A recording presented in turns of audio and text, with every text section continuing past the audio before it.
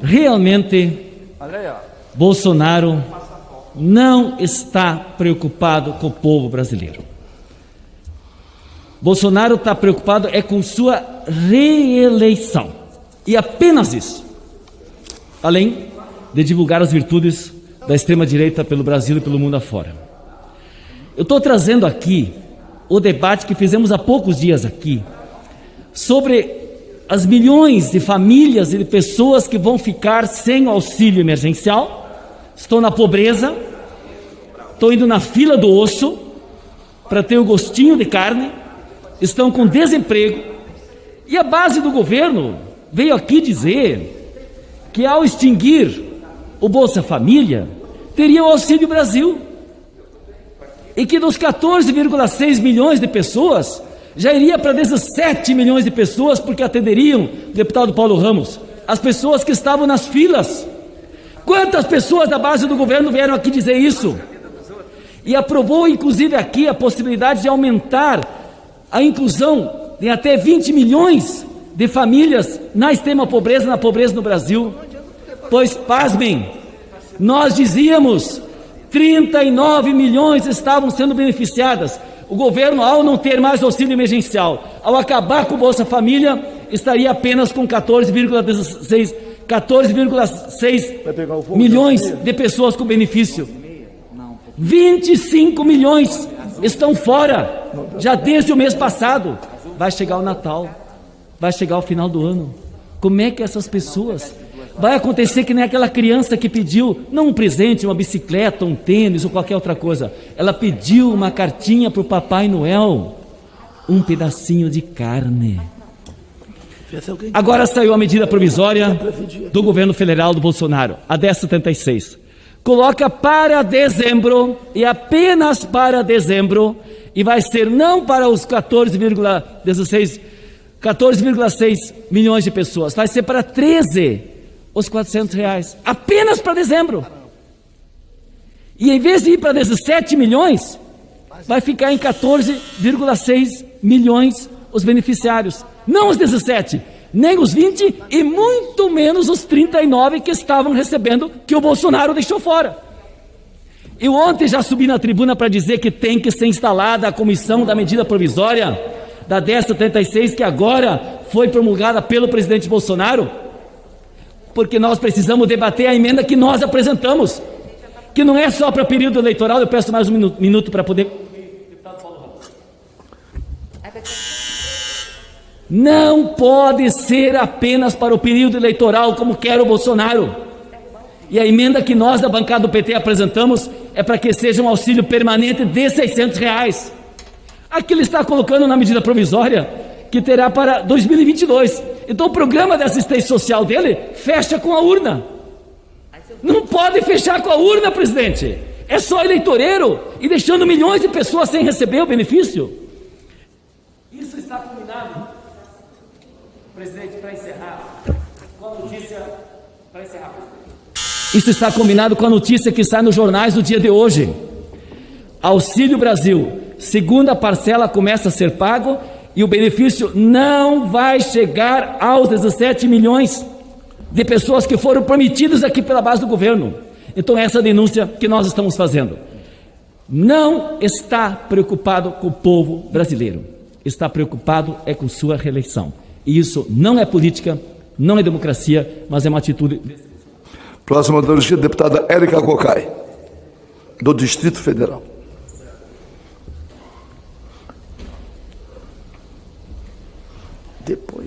O presidente da República continua insistindo em se posicionar de várias formas contra a vacina.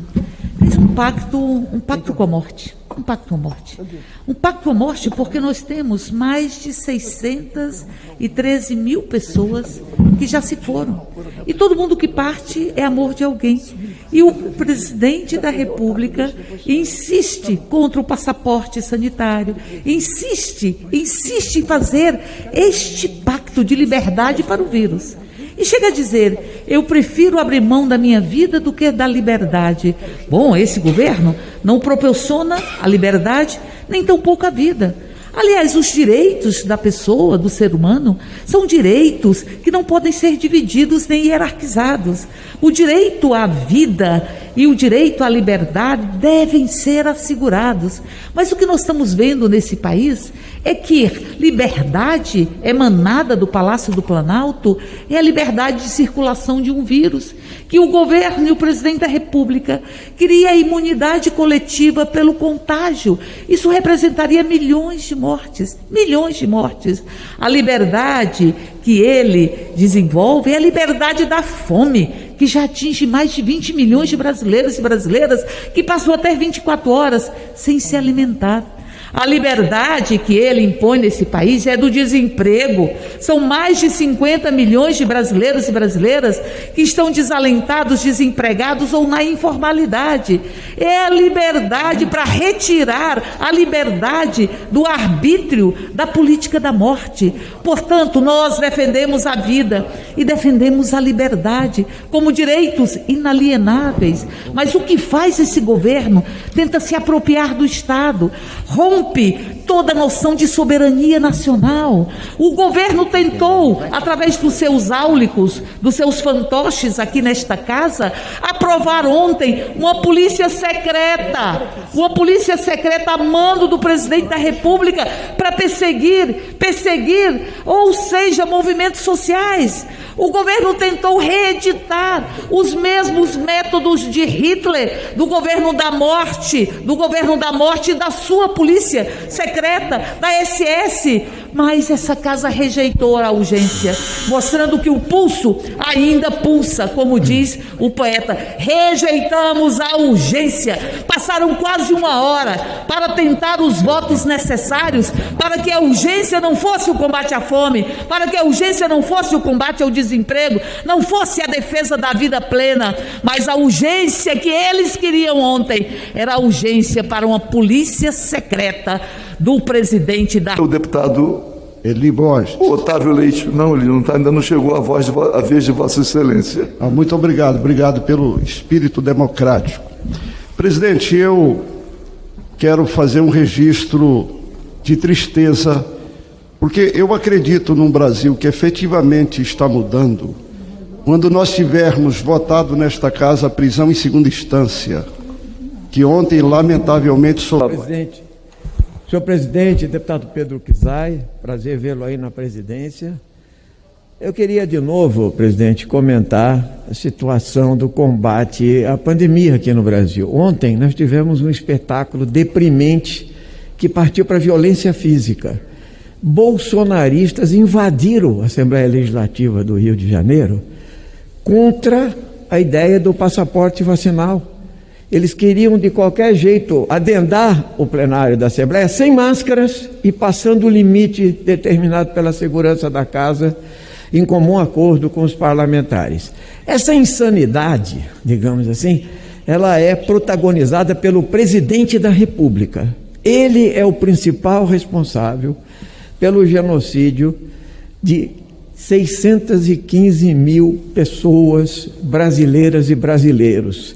E ele insiste nisso, ou seja, agora mesmo ele está aqui se queixando que o ministro Alexandre de Moraes abriu um processo contra ele para investigar porque ele associou a vacina ao aumento da AIDS.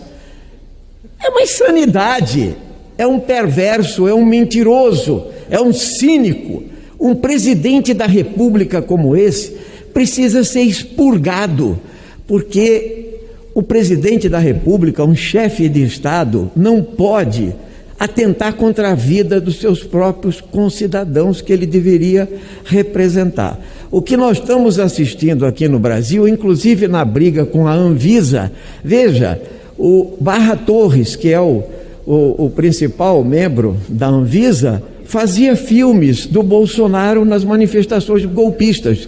Mas ele teve um ataque de lucidez e percebeu que não é possível seguir as orientações do Bolsonaro, a não ser o ministro Queiroga.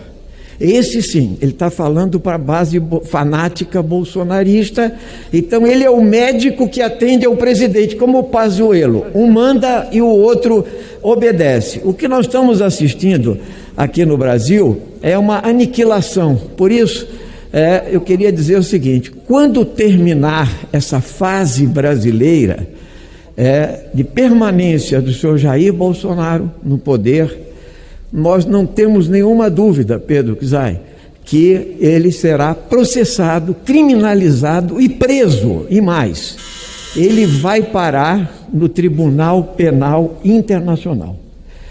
Jair Bolsonaro é um genocida.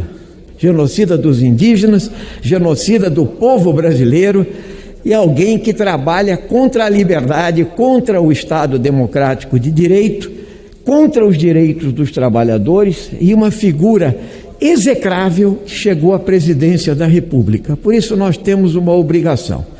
Nós temos que é preciso um amplo consenso sobre a volta da democracia. Nós precisamos tirar e retirar generais como esse general Heleno, que prega garimpo em terra indígena, esse general que quer a lei antiterrorista, superando, veja-se, que criar uma autoridade nacional antiterrorista. Eles querem voltar ao antigo DOI-CODE, que era a polícia política que perseguia, matava, torturava. Isso tudo é ideia do Bolsonaro. O projeto original, o deputado Major Vitor Hugo, é do Bolsonaro. Ele é o chefe da milícia.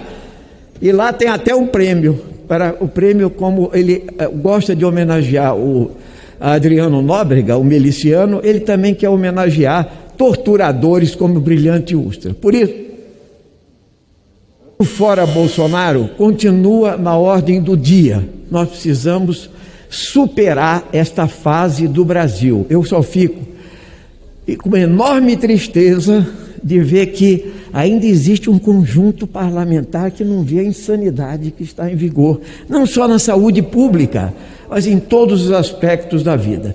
Por isso, Fora Bolsonaro é a palavra de ordem. Vamos superar esse pesadelo. Obrigado, deputado. Presidente. Muito obrigado, deputado Ivan Valente. Próximo orador inscrito, com muita honra e alegria, deputado Helder Salomão, do nosso querido estado do Espírito Santo. Deputado do Partido dos Trabalhadores e das Trabalhadoras, por favor, está com a palavra pelo tempo regimental.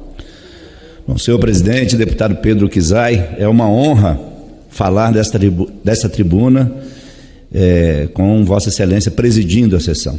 Um deputado que honra o Brasil e o estado de Santa Catarina. Amanhã é o Dia Internacional dos Direitos Humanos. O deputado Zé Ricardo já falou sobre esse tema aqui hoje. E a construção, a concertação para chegarmos à Declaração Universal dos Direitos Humanos, ela é fundamental para a humanidade, porque na Declaração Universal nós temos muito nitidamente quais são os direitos humanos que nós não podemos abrir mão, que todos nós precisamos defender. Mas a base desse governo, a gênese desse governo é contra todo tipo de direitos que os cidadãos e as cidadãs brasileiras devem ter. A todo momento, esse governo ataca os direitos humanos do nosso país, os direitos humanos e os direitos das famílias brasileiras. Os direitos humanos estão sendo violados no Brasil, deputado Pedro Kizai, quando este governo estimula o garimpo ilegal, quando estimula que os garimpeiros, possam atuar ilegalmente nas terras indígenas, nas comunidades quilombolas. Mas os direitos humanos também estão sendo violados quando as nossas florestas estão sendo destruídas. Quando este governo retira o auxílio emergencial de mais de 25 milhões de brasileiros agora no mês de novembro. Os direitos humanos estão sendo violados no nosso país com o aumento da fome. O Brasil voltou para o mapa da fome. Os direitos humanos estão sendo violados no Brasil com o crescimento do desemprego. Mais de 14 milhões de brasileiros estão desempregados e mais de 6 milhões estão desalentados. Milhões de brasileiros vivendo em situação de alta vulnerabilidade social, e nós sabemos que isso se deve, em especial, às medidas econômicas ultraliberais do governo Bolsonaro, que tem como ministro aquele que não confia no seu país e só nega imposto ganhando dinheiro com a alta do dólar em paraísos fiscais. Por isso, os direitos humanos no Brasil estão sendo violados, e o principal violador de direitos humanos no Brasil, dissemos isso eu e a deputada Érica lá em Genebra, por ocasião da revisão de meio período da RPU, Revisão Periódica Universal, Pedro Kizar. Nós dissemos que o maior violador de direitos humanos do Brasil hoje é o presidente da República. São os seus aliados que negam a vacina. E ao negar a vacina, estão negando a vida, porque são mais de 616 mil brasileiros que perderam a vida, deputado Zé Ricardo, e que poderiam estar aqui entre nós hoje. Então, há no Brasil hoje uma violação grande dos direitos humanos. E talvez ainda eu falo sobre isso hoje em algum momento, o que foi tentado ontem, com a aprovação do requerimento de urgência para o projeto 1595 das ações contra terroristas. Querem tipificar como terrorismo aquilo que não é terrorismo, querem calar a oposição, querem perseguir os movimentos sociais e assim violar direitos humanos. Então nossa luta será para um Brasil democrático e contra todo tipo de violação dos direitos humanos. Eu vou te passar, Robinho. Então, obrigado. Eu vou passar aqui, vou recuperar uma inscrição do nosso amigo Gaúcho. Aqui, deixa eu chegar aqui, para que a gente consiga... aqui. O Gaúcho não vai ser o José Ricardo, não. Vai ser o Marcel Van Hatten. Hatten, é assim mesmo, né? Isso mesmo, senhor Porque o presidente. sobrenome sempre é uma dificuldade. O meu sobrenome também. Mas com muita honra e alegria lhe passo a palavra, pelo tempo regimental